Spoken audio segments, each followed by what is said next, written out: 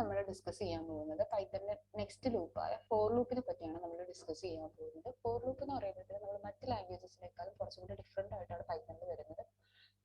മറ്റ് ലാംഗ്വേജസിൽ നമുക്കിപ്പോൾ ഐന്റെ വാല്യൂ ഇനിഷ്യലൈസ് ചെയ്യുന്നതും ഇൻക്രിമെന്റ് ചെയ്യുന്നതും അതുപോലെ തന്നെ അതിന്റെ ഒരു വാല്യൂ കണ്ടീഷൻ ചെക്ക് ചെയ്യുന്നതും എല്ലാം ആ ഒരു ഫോറിന്റെ ഉള്ളിൽ തന്നെ ആയിട്ടാണ് ചെക്ക് ചെയ്യുന്നത്.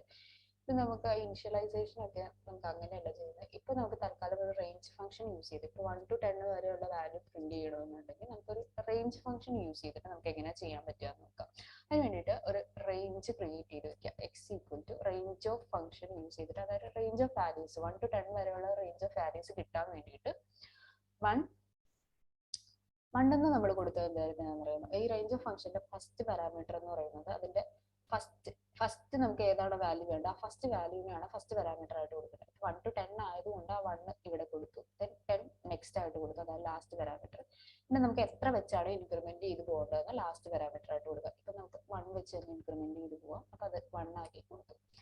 ഇനി അതിന്റെ ഉള്ളിൽ ഇതിൻ്റെ അകത്ത് എന്ന് പറയുമ്പോഴത്തേനും ഇവിടെ 1 നമ്മൾ ഫസ്റ്റ് സ്റ്റെപ്പ് കൊടുത്തില്ല എങ്കിൽ ഇപ്പം first parameter last parameter optional ആണ്. അത് രണ്ടും കൊടുത്തില്ലെങ്കിൽ അതിന്റെ ഓട്ടോമാറ്റിക്കൽ വാല്യൂ എന്ന് പറയുന്നത്, അതായത് ഫസ്റ്റ് വാല്യൂ നമ്മൾ കൊടുത്തിട്ടില്ല, ജസ്റ്റ് നമ്മൾ റേഞ്ച് ഓഫ് ഫംഗ്ഷന്റെ ഉള്ളിൽ ജസ്റ്റ് 10 മാത്രം കൊടുത്താലും ഈ സെയിം സംഭവം കിട്ടും. പക്ഷെ അത് 0 കൂടി ഇൻക്ലൂഡഡ് ആയിരിക്കും.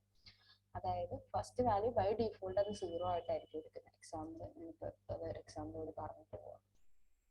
അപ്പൊ y ഈക്വൽ ടു ഞാൻ റേഞ്ച് ഓഫ് 10 എന്ന് വിളിച്ചു, അപ്പോൾ 0 to 10 ആയിരിക്കും എടുക്കുന്നത്. അതായത് 0 to 10 ഇൻക്രിമെന്റ് ചെയ്ത് പോകും. 1 എന്ന് പറയുന്നതിലല്ല സ്റ്റാർട്ട് ചെയ്യുന്നത്, ബൈ ഡിഫോൾട്ട് അത് 0 സ്റ്റാർട്ട് ചെയ്യും.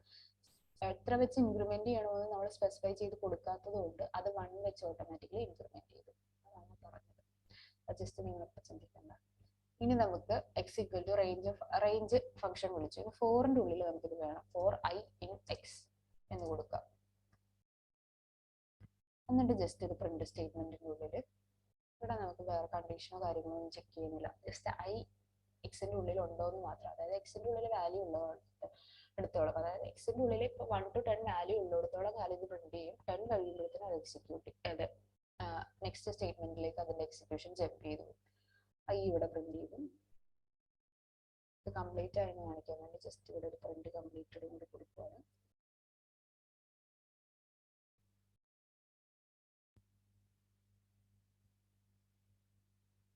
ഹിയർ നമുക്ക് 1 to 9 പ്രിന്റ് ആയത്, വിച്ച് മീൻസ് 10 എന്ന് പറയുന്നത് നമ്മൾ ലാസ്റ്റ് കൊടുത്തത് അത് എക്സ്ക്ലൂഡഡ് ആണ്. 10 വാല്യൂ 10 വരെ നമുക്ക് വേണമെന്നുണ്ടെങ്കിൽ ഇവിടെ 11 ആക്കി കൊടുക്കണം, എന്നാൽ മാത്രമേ നമുക്ക് 10 വരെയുള്ള വാല്യൂസ് കിട്ടത്തുള്ളൂ.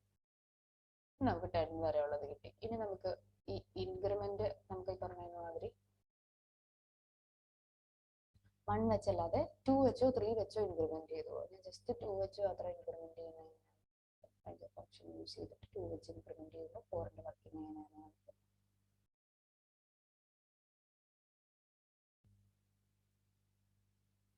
അപ്പൊ 4ന്റെ വർക്ക് 11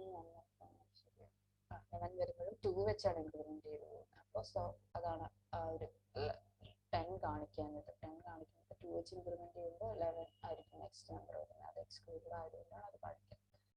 ഓക്കെ, അത്രയാണ് നമുക്കിപ്പോൾ റേഞ്ച് ഫംഗ്ഷൻ യൂസ് ചെയ്തിട്ട് നമുക്ക് ചെയ്യാൻ പറ്റുന്ന ഫോർ ലൂപ്പ് എന്ന് പറയുന്നത്. ഈ ഫോർ ലൂപ്പിന്റെ ഒരു സിന്റാക്സ് വന്നിരിക്കുന്നത് എങ്ങനെയാണ്, ഫോർ ഒരു വേരിയബിൾ ഇൻ അനദർ ഒരു വേരിയബിൾ ആയതുകൊണ്ട് അതൊരു വേരിയബിളായിട്ടാണ് കൊടുത്തിരിക്കുന്നത്. നമുക്ക് ചിലപ്പോൾ ഒരു സ്ട്രിംഗ് ആയിട്ട് കൊടുക്കാം, അല്ലെങ്കിൽ ആ റേഞ്ച് ഫംഗ്ഷൻ നമുക്ക് ആ 4ന്റെ ഉള്ളിൽ തന്നെ കൊടുക്കാം. എക്സ് എന്ന് പറയുന്ന ഒരു വേരിയബിളിലേക്ക് സ്റ്റോർ ചെയ്ത് വെക്കുന്നതിന് പകരമായിട്ട് നമുക്ക് ആ 4ന്റെ ഉള്ളിൽ തന്നെ കൊടുക്കാം. നമുക്ക് കോഡ് എങ്ങനെയാ, കോഡ് കുറച്ചും കൂടി സിമ്പിൾ ആവും. ഇപ്പോൾ എക്സാമ്പിൾ പറയുകയാണെങ്കിൽ 4i range 1 to 11 ഇൻക്രിമെന്റ് ചെയ്ത് പോകണം. പ്രിന്റ്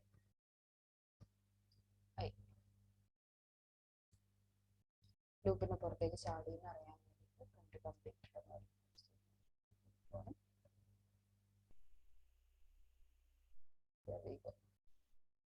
സോ 1 to 10 പ്രിന്റ് ചെയ്യിച്ചു. ദെൻ അതായത് ഈ റേഞ്ചിലുള്ള വാല്യൂസ് ഉള്ളിടത്തോളം കാലം ഈ ലൂപ്പ് കണ്ടിന്യൂസ്ലി എക്സിക്യൂട്ട് ചെയ്തുകൊണ്ടിരിക്കുകയാണ്. അപ്പൊ ആദ്യം ഐ എടുക്കുമ്പോൾ അതിന്റെ വാല്യൂ എന്ന് പറയുന്നത് 1 ആയിരിക്കും.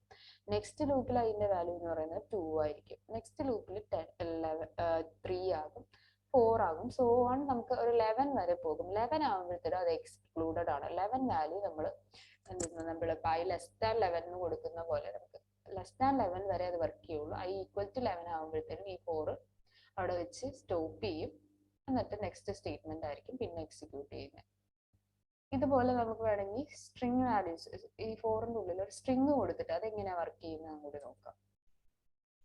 ഫോർ എക്സാമ്പിൾ ഫോർ ഐ ഒരു സ്ട്രിങ് വാല്യൂ നമുക്ക് ഒരു വേരിയബിളിലേക്ക് സ്റ്റോർ ചെയ്ത് വെക്കാം. എ ഈക്വൽ ടു ഞാനിപ്പോ ഒരു ഹലോ വേൾഡ് അല്ലെങ്കിൽ ഹലോ മാത്രം കൊടുക്കും. ഹലോ മാത്രം കൊടുത്തു. എന്നിട്ട് for i in a variable കൊടുത്തില്ല, അതാണ് അവിടെ മിസ്സിങ്. ഐ ഇൻ എ കൊടുത്തിട്ട് കോളം ഇട്ടിട്ട് ജസ്റ്റ് ഞാൻ പ്രിന്റ് ആയി കൊടുക്കാം.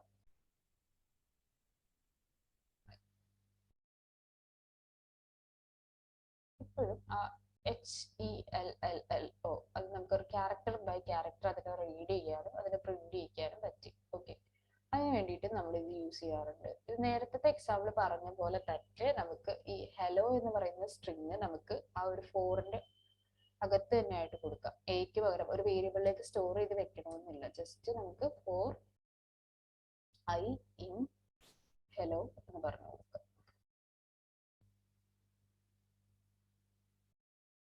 എന്നിട്ട് എക്സിക്യൂട്ട് ചെയ്യുമ്പോൾ നമുക്ക് സെയിം ഔട്ട്പുട്ട് തന്നെ കിട്ടും. ജസ്റ്റ് സെയിം ഔട്ട്പുട്ട് തന്നെ നമുക്ക് അവിടെ കിട്ടും. 4ന്റെ കൂടുതൽ എക്സസൈസുകൾ ചെയ്ത് നോക്കാൻ വേണ്ടിയിട്ട് നിങ്ങൾ PDF റെഫർ ചെയ്യുക. PDF റെഫർ ചെയ്തിട്ട് ലിങ്ക് PDFന്റെ ലിങ്ക് ഡിസ്ക്രിപ്ഷനിൽ കൊടുക്കുന്നതായിരിക്കും. ആ ലിങ്കിൽ പോയിട്ട് ആ PDFന്റെ ഉള്ളിൽ കൊടുത്തേക്കുന്ന എക്സസൈസ് വർക്ക്ഔട്ട് ചെയ്ത് നോക്കുക. എന്തെങ്കിലും ഡൗട്ട് ഉണ്ടെങ്കിൽ